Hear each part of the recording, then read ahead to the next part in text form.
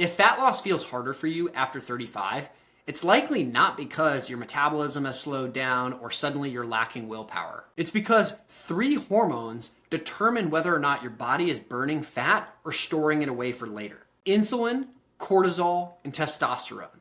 And even if one of these is out of sync, fat loss will feel frustratingly slow or even impossible. So we're going to walk through a couple very simple protocols to help you get these hormones back in their optimal ranges so that fat loss feels easy again without having to overhaul your life. For context, I'm Andrew. I'm a certified wellness and nutrition coach. I'm a personal trainer, and this is what I do day in and day out with my clients. Here's the trap that most people fall into. They either try one of these protocols and they don't stick to it for long enough to see the results, or they start seeing results immediately and then they skip a crucial step in the protocol that eventually makes it harder for them. So as we go through these, I'm going to point out where most people go wrong so that you don't. First protocol I'm going to walk you through is called the fat loss pyramid. And this is a really important mental model that you should adopt if you want to understand how these hormones impact fat loss. So fat loss works like a pyramid. At the base of the pyramid, you have sleep and stress. In the middle, you have hormones and metabolism. And at the top, you have calories and macros. Now you can see where I'm going here. Most people, when they're trying to lose weight, flip the pyramid upside down. They cut calories or they focus on macros first, and then they hope that their hormones cooperate. Before 35, some people can get away with this. But after 35, your hormones just have a much harder time cooperating. So here's how we fix the pyramid in 3 key phases. In phase number 1, we stabilize the nervous system. And this is really all about cortisol control, and it serves as the foundation for the rest of the pyramid. After 35, your ability to recover from stress drops off a cliff. So daily stress that was once short-lived becomes chronic. It's not that you feel panicked or necessarily have anxiety attacks, although some people do. It's that you tend to feel wired but tired. Your cortisol stays elevated for longer, so your recovery shrinks. And here's why that matters. When cortisol rises, so does blood sugar. Blood sugar then makes your insulin rise, and as I've covered in a dozen other videos on this channel, when your insulin is high, you cannot burn fat. In fact,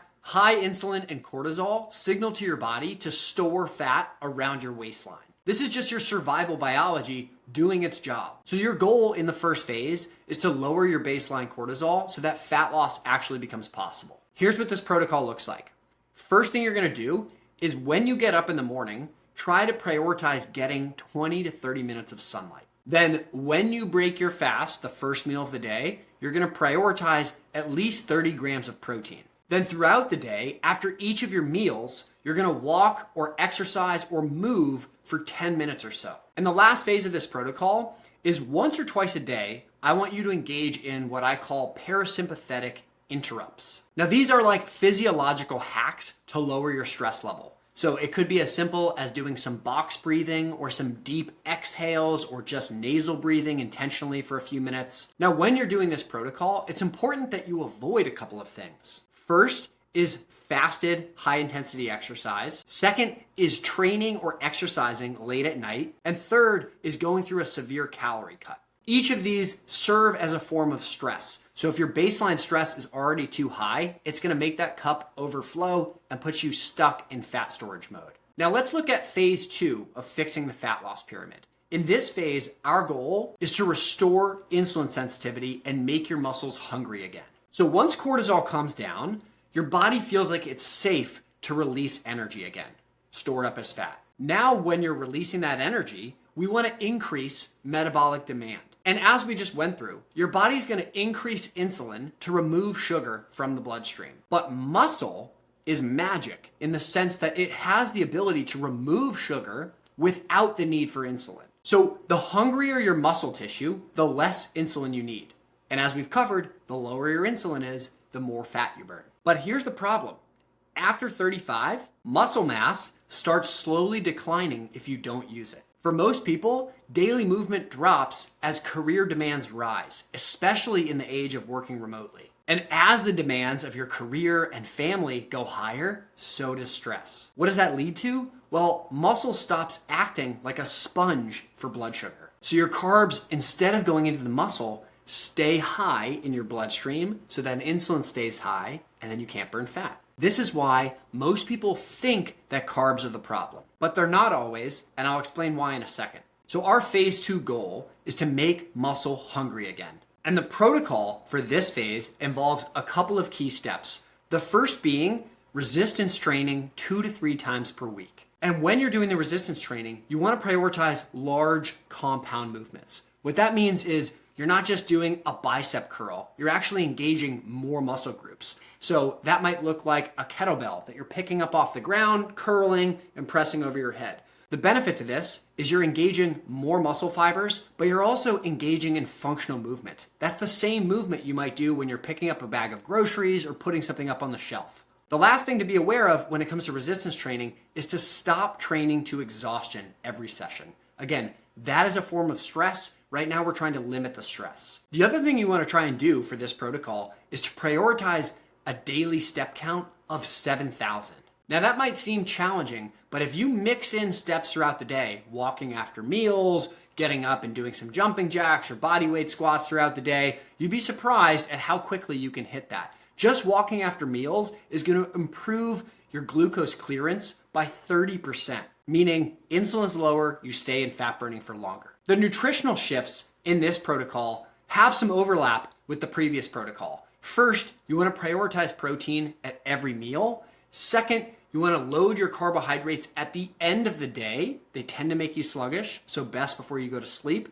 And third, you want to avoid snacking or grazing throughout the day. All of these things are going to help keep your insulin a little bit lower, which is ultimately going to keep your energy more stable. It's going to improve your hunger, and it's going to improve your ability to burn fat. And before we get to the third protocol in phase 3, this is where I want to explain why something called reverse dieting becomes mandatory for a lot of people after 35. So most people, when they're thinking about trying to lose fat, they're doing so from a metabolically suppressed state, meaning they're lowering their calories, they're lowering their overall food intake. So what their body tends to experience is low calories, higher stress, and lower testosterone.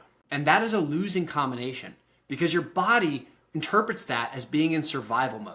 And when it wants to survive, because it thinks that there's a famine or danger on the way, what it does is it clings to fat tissue. So reverse dieting isn't about gaining fat. It's about raising your metabolic output before you start prioritizing fat loss. When calories come up strategically from healthy foods, your cortisol drops, your insulin drops, and your testosterone rises. This all results in your body feeling safe, so it stops clinging to fat. The reason I explain this here is because reverse dieting is the bridge between phase 2 and phase 3. And the priority of phase 3 is to rebuild your anabolic signaling. This is where we're protecting muscle and burning fat. And it's also where testosterone comes back online. A lot of people think that testosterone just crashes once you get to your mid-30s or 40s. But the real reason that it starts to erode is because of poor sleep, chronic stress, caloric restriction, and low resistance training. Now, when you have low testosterone or low anabolic signaling, that leads to less muscle, slower metabolism, slower fat loss, and just overall lower drive and motivation. Muscle is a metabolically protective tissue. It's really a longevity organ. That's why I have multiple chapters dedicated in my book to the importance of muscle and how to protect it. The minute that you lose muscle, fat gain accelerates. So the goal of phase 3 is to create an environment in your body where muscle is protected and fat becomes expendable. Here's what this protocol looks like. It starts with getting on the same sleeping schedule every day that allows you to sleep for at least 7 hours. From there, it's continuing the compound lifts from the protocol in phase 2. Now, the one modification that you can make in this protocol is to have a few days where you're doing lower reps. So you might be doing slightly higher weight, but prioritizing 3 to 6 reps in a set. You might also start to prioritize progressive overload, meaning you do a couple different sets at different weights so that you can exercise your muscles at a deeper level. Now, another key part of this protocol is to prioritize adequate, healthy fats in your diet. Things like avocados, extra virgin olive oil, some eggs, fish, and healthy meats. What you're doing here is you're making sure your body has enough zinc, magnesium, and cholesterol available. This protocol doesn't just boost testosterone, it systematically removes the lifestyle factors that suppress testosterone. Here's the truth that most people need to hear.